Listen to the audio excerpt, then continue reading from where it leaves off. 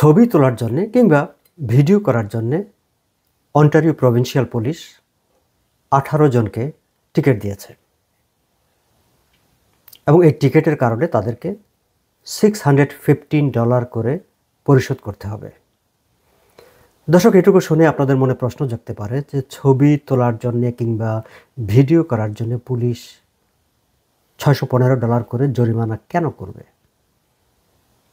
জরিমানা করবে এই কারণে যে তারা ছবি তুলছিলেন তাদের সেলফোনে যখন তারা গাড়ি চালাচ্ছিলেন।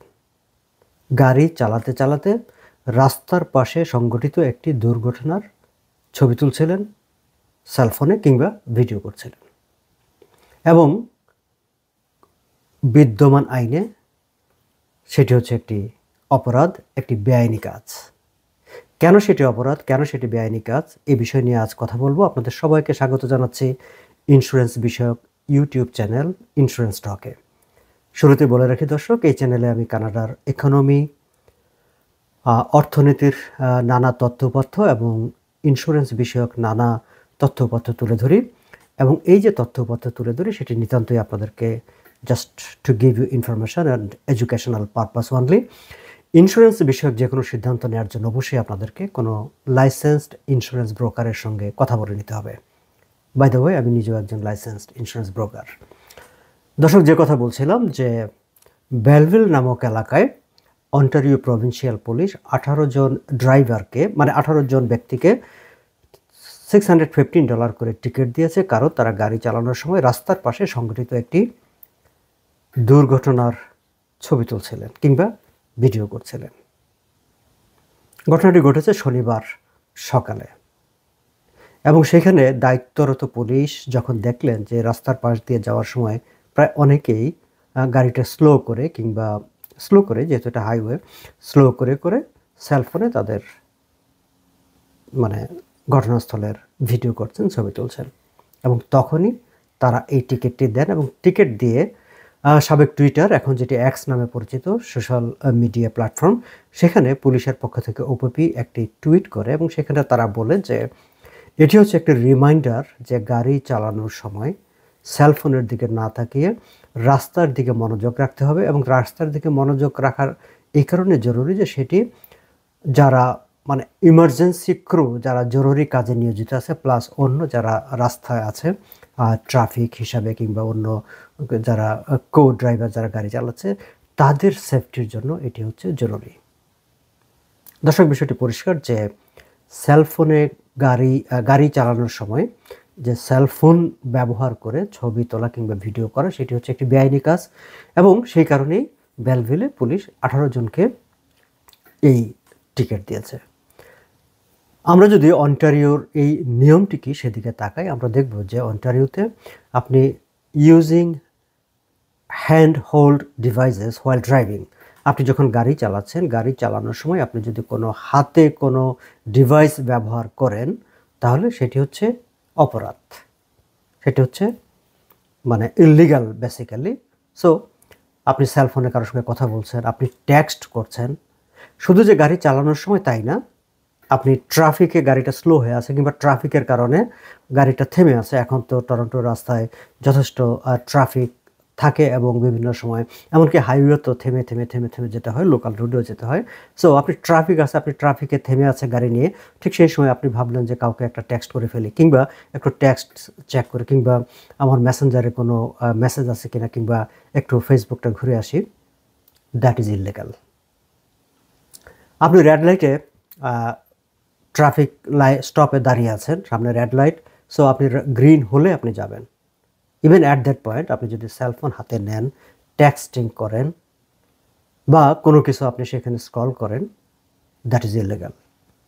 শুধু তাই না, আপনি আপনার যে জিপিএস আছে, ইভেন আপনি যদি জিপিএসের প্রোগ্রামিংটা চেঞ্জ করবেন at that moment, that is also illegal. এগুলো হচ্ছে অন্টারিও প্রভিন্সিয়াল যে ট্রাফিক অ্যাক্ট, সেই ট্রাফিক অ্যাক্টের ব্যাখ্যা এভাবেই করা হয়েছে।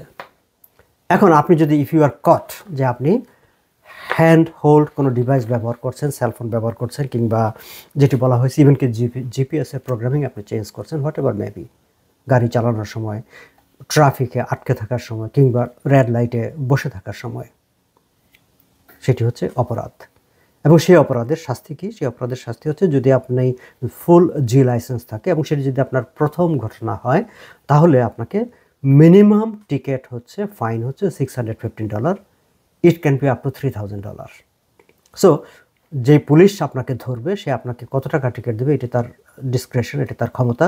সে মিনিমাম $615 থেকে $3000 মধ্যে যে কোনো অ্যামাউন্টের একটি টিকিট আপনাকে দিতে পারবে। এটা হচ্ছে ফার্স্ট অফেন্সের ক্ষেত্রে। সেকেন্ড অফেন্সে এগুলো বাড়তে থাকবে, থার্ড অফেন্সে আপনার লাইসেন্স একেবারে বাতিল হয়ে যাবে, এরকম একটি ব্যবস্থা আছে। কিন্তু আপনি যদি G2 ড্রাইভার হন, G2 ড্রাইভার হলে আপনার জন্য আর্থিক যেই তার সঙ্গে আবার আপনার 3 দিনের ড্রাইভিং লাইসেন্স সাসপেনশন। অর্থাৎ আপনি টেক্সট করতে গিয়ে, সেলফোন ব্যবহার করতে গিয়ে আপনি পুলিশের কাছে ধরা পড়লেন, আপনার কাছে কেবল $615 থেকে $3000 মধ্যে একটি টিকিট দিয়ে দিল, তাই না? আপনার লাইসেন্স 3 দিনের জন্য সাসপেন্ড করা হবে। আপনি যদি G2 লাইসেন্স হোল্ডার হন, তাহলে যে আর্থিক জরিমানা সেটা ঠিকই থাকবে, $615 to $3000 মধ্যে যে কোনো একটা অ্যামাউন্ট পুলিশ আপনাকে দেবে, কিন্তু আপনার লাইসেন্স সাসপেন্ড হবে for 30 days. That is actually এটা হচ্ছে ফার্স্ট অফেন্স। নাও আপনি সেলফোন ব্যবহার করতে গিয়ে পুলিশের কাছে ধরা পেলেন এবং এই যে টিকিট পেলেন, আপনি ফাইন্যান্সিয়াল একটা জরিমানা দিলেন। এখন আপনি হয়তো ভাববেন যে ওকে ফাইন, আমি কোর্টে যাব। ওয়েল, আপনি কোর্টে গিয়ে যদি আপনি হেরে যান, প্রমাণ করতে না পারেন যে পুলিশ আপনাকে অন্যায়ভাবে এই টিকিটটা দিয়েছে, দেন আপনার এই টিকিটটা হয়ে যাবে $1000। সো আপনি সেলফোনের কারণে যদি আপনাকে পুলিশ কোনো টিকিট দেয়, আপনাকে কোর্টে যাওয়ার আগে একটু ভাবতে হবে যে আপনি কি আপনার এই জরিমানার অঙ্কটা বাড়াতে যাবেন, নাকি যা আছে তা দিয়ে শাস্তি ভোগ করে আপনি মোটামুটি একটা করে নেবেন। নাও এটি তো গেল একটি পুলিশের দিক থেকে আইনগত পানিশমেন্টের ব্যাপার, সেলফোন কিংবা হ্যান্ড হোল্ড ডিভাইস ব্যবহার করার জন্য হোয়াইল ড্রাইভিং ভেহিকেল। এখন আপনি যেহেতু গাড়ি চালানোর ক্ষেত্রে আপনাকে তো ইন্স্যুরেন্সের প্রয়োজন হয়, এবং এই যে টিকিটটা, পুলিশ আপনাকে একটা টিকিট দিল, সেই টিকিটটার ইম্প্যাক্ট কী হবে ইন্স্যুরেন্সে? বলে রাখি যে পুলিশের দেওয়া যে কোনো টিকিটই ইন্স্যুরেন্সে ইম্প্যাক্ট হয়।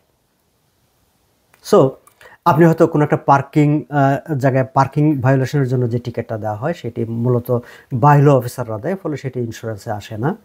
কিন্তু পুলিশ আপনাকে যে টিকিটটা দেবে, any ticket given by the police, সেটা হচ্ছে আপনার যে ড্রাইভিং রেকর্ড, আপনার ড্রাইভিং রেকর্ডে যাবে, এবং আপনার ড্রাইভিং রেকর্ডে যেই কনভিকশনটাই যাবে, যে টিকিটটাই যাবে, সেটা ইন্স্যুরেন্সকে ইম্প্যাক্ট করবে। এখন সেলফোনের কারণে যদি আপনাকে কোনো পুলিশ কোনো টিকিট দেয়, তাহলে টিকিট তো মাইনর টিকিট, মেজর টিকিট কিংবা সিরিয়াস টিকিট যেটা, সেটা হচ্ছে একদম ক্রিমিনাল অফেন্স।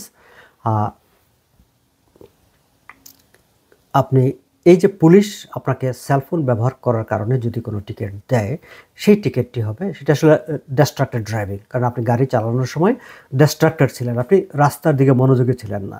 সো সেটাকে ডিস্ট্রাক্টেড ড্রাইভিং, এবং ডিস্ট্রাক্টেড ড্রাইভিংটা এখন হচ্ছে almost every insurance company consider it as major conviction. এবং মেজর কনভিকশন যখন হবে, তখন ইন্স্যুরেন্সে তার একটা হিউজ ইম্প্যাক্ট আছে, কারণ আপনার একটা মেজর টিকিট থাকে। কারণ ইন্স্যুরেন্স কোম্পানিগুলো আপনাকে ইন্স্যুরেন্স দিবে কি দিবে না, তার কতগুলো ক্রাইটেরিয়া আছে।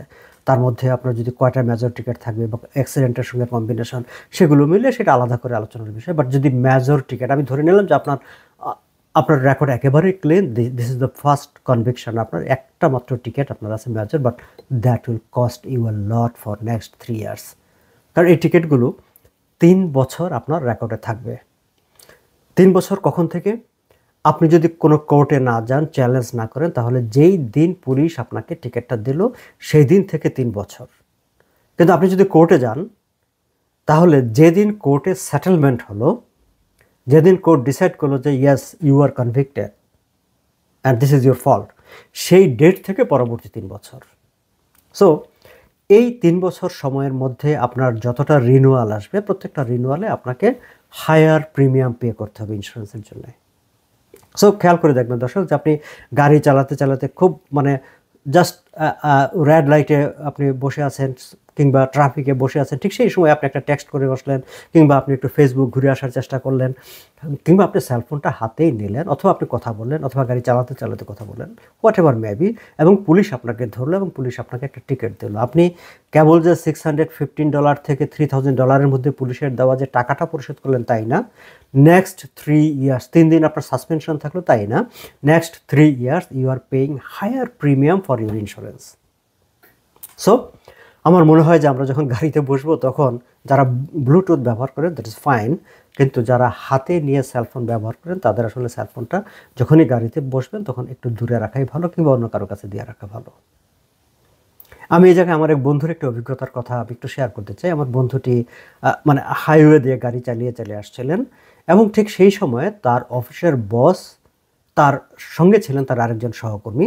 তার সহকর্মীর ফোনে কথা মানে ফোন করেছেন, তার সহকর্মী কথা বলছিলেন, এবং বলতে বলতে সেই ফোনটি তার মানে তাকে দিয়েছেন এবং তিনি কথা বলেছেন, সেই জন্য তাকে টিকিট দেওয়া হয়েছে।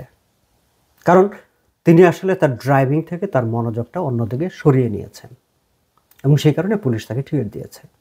সো আমরা যখন রাস্তায় গাড়ি চালাবো তখন আমাদের অবশ্যই সেলফোনের ব্যাপারে এই বিষয়গুলো একটু মাথায় রাখতে হবে। সো দর্শক, যে বিষয়টি নিয়ে আলোচনা শুরু করেছিলাম যে ভ্যালভিলে কেবল ছবি তোলার জন্য কিংবা রাস্তায় ভিডিও করার জন্য 18 জনকে পুলিশ $650 করে যে টিকিট দিয়েছে, সেই টিকিটটা দিয়েছে আসলে এই আইনের আওতায়। কারণ আপনি গাড়ি চালাতে চালাতে সেলফোন ব্যবহার করেছে, তারা সেলফোনে তারা ছবি তুলেছে, and that was distracted from the driving. কারণ তাদেরকে রাস্তার দিক থেকে তাদের মনোযোগটা সেই দিকে যেখানে অ্যাক্সিডেন্টটা হয়েছে, যেখানে তারা ছবি তুলেছে কিংবা ভিডিও করেছে, সেই দিকে তাদের চলে গিয়েছিল। হ্যাঁ, তাদেরকে হয়তো সাসপেনশন করেনি, তাদেরকে সাসপেনশন দেয়নি, কিন্তু তাদেরকে $650 টিকিট দিয়েছে, এবং এই টিকিটটা তাদের পরিশোধ করতে হবে।